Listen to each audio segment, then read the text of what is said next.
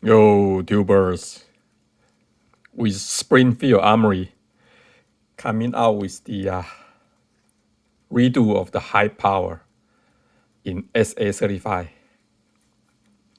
I thought it's helpful to do a revisit of this Browning high power made in Belgium, assembled in Portugal, which I don't know what do they mean. It's complicated anyway. But can you believe the very first video of this channel is a review on Browning high power, the very first one that you are looking at right now, 4 years ago. It is amazing. I love this pistol. Browning later on decided to discontinue it. But you know what? The business savvy Springfield Armory, and also in fact the FN, they all come back with the high power. So I'm very pleased actually, because before Browning discontinued the high power, it was already very expensive, over $1,000. I was very lucky that I traded one of my 1911 with this one. So I was very happy of it. Look at the gold trigger, golden trigger. That's the symbol of the Browning. They have a lot of golden triggers in their shotgun as well. Golden emblem of the buck head. This one is a very special target model with Pegmire grip. I love it. You can rest your thumb up there very comfortably. Come with the target sight. I saw painted white at front by myself.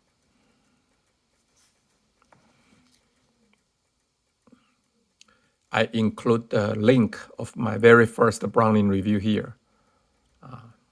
For those of you who are more interested in the design, origin, and where it came about from the French military procurement, you can check out that video.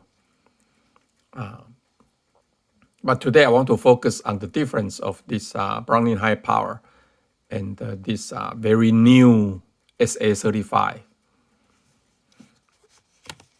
By the way, American Handgunner, a wonderful, probably the best magazine in the gun industry, in my opinion. So I include the subscription link below. I hope if you have a chance, you can go subscribe. Very high quality print media. Look at that beautiful picture they took. So let's start from the magazine. First, do a safety check. Nothing in the magazine. Got to love this sound. Metal to metal sound. So smooth. I always do a front press check with this cutout, which is excellent.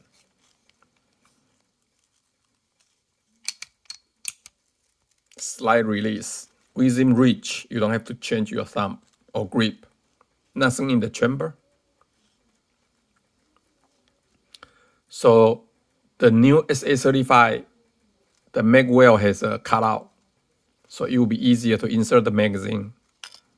See, this one is, it's double stack, so not too bad, but you still have to do it very precisely. See, I struggle a little bit right there. Again, very nice. And the safety right here. For the modern ones, the safety, I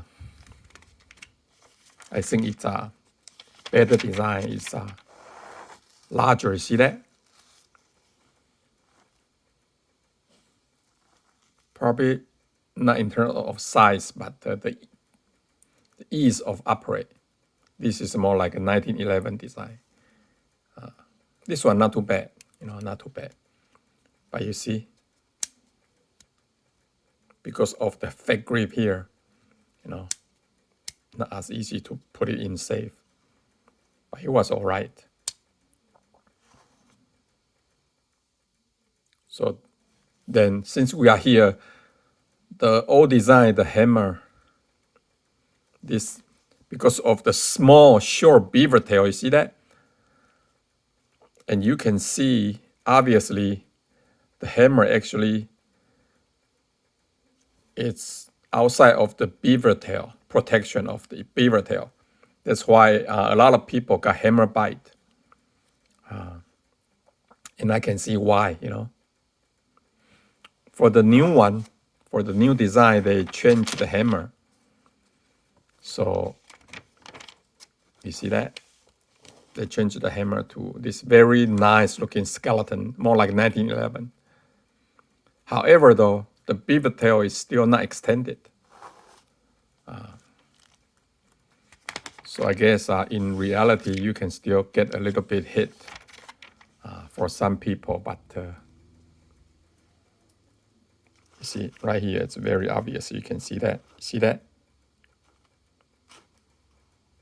Right? There you go. Yeah. So you might still get a hammer bite, but because it's a sort of like circle shape instead of the this woodpecker shape, I guess the bite is less severe. Then it comes the big improvement of the SA-35. The original Browning, gotta come with a magazine. See right now, it's off the safety, so it's ready to fire, but it has magazine disconnect, so nothing is going to happen. And this is per the French military requirement. But SA-35, they got rid of it.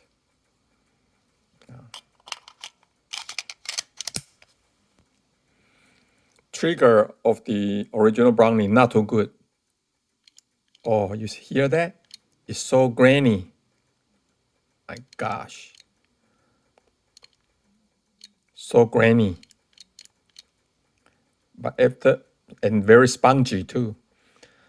Once you hit the wall, it's a medium take up. Not too bad, hit the wall. Then single action only, of course. Very good, very good actually. Not too bad at all. You just have to get used to that grainy, take up and the spongy feel. Let's see the reset.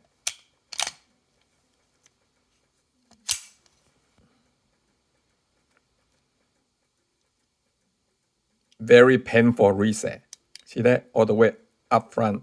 Reset is the worst part of the original Browning high power. You have to take it out all the way to the front. And then all the way back. You see that?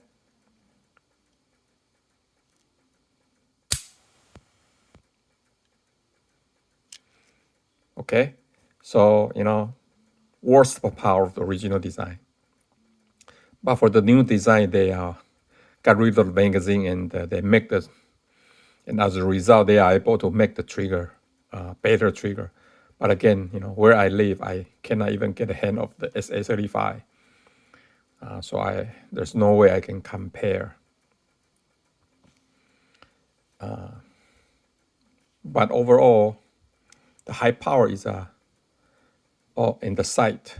This is target sight. This is special model. So it's a target sight. But for other regular Browning high power 001, the sight is not as good as the new one. The SA-35 has a very, very good size. See that? I like the new sight. dovetail, U groove sight. Should be able to improve the sighting as well.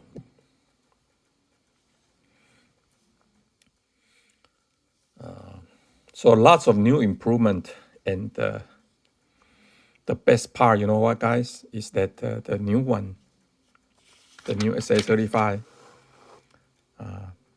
slide and the frame are forged, from forgings made in USA, and the barrel is hammer forged as well. So we are talking about a very high quality, production pistol. I mean, this one is tight. Look at it, it's tight. The Browning design, single action only, all metal. I love those designs, right? Single action, make it very accurate. All metal construction, make the balance to shoot. And thirdly, fixed barrel design, I think. Yeah, so the barrel doesn't move around, just like 1911.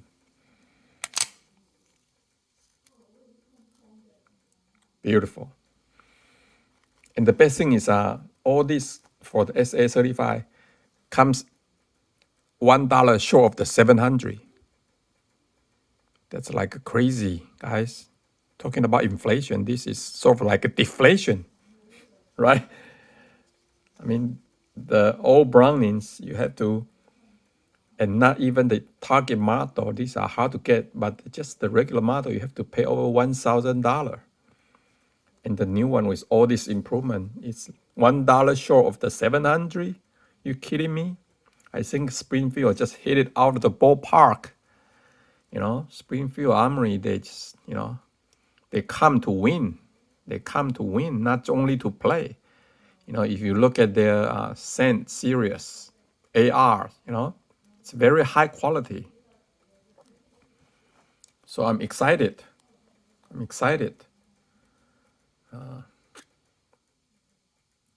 think that's about it.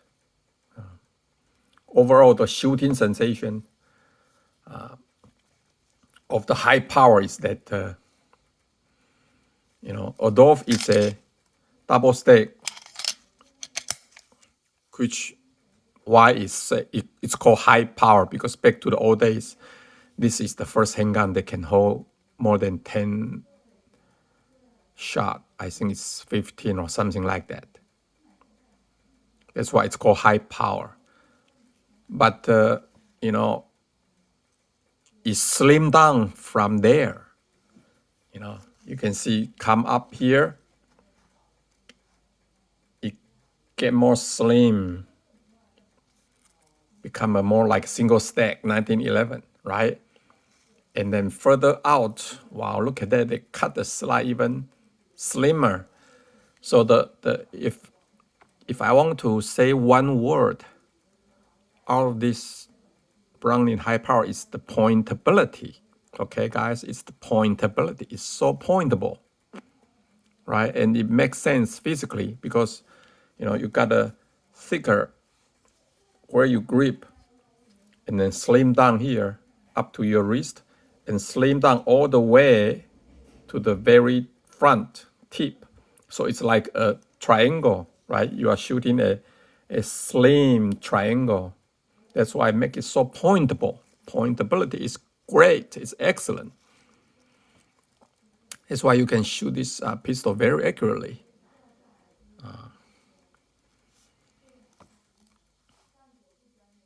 So it's good.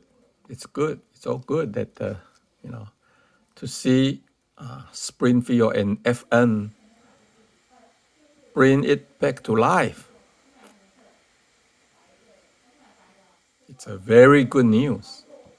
And for those of you who are miss out the last high power from Browning or FN, now you have a chance to go check it out, with the Springfield Armory and the FN. With deflation price. So I wonder if Springfield Armory will raise the price later on. But the $1 short of 700 is crazy. It's crazy. All right. Okay. So this is a comparison of the Browning High Power versus Springfield Armory SA-35. I hope you can pardon this paper comparison because where I live, I couldn't even get a hand of it if I want to. Okay, safe shooting. Love you guys. Take care of yourself, your family. Be well. Be happy. Continue to grind. We are going to finish the January very strong. Set the tone for the whole year. All right. That's what we do. So long.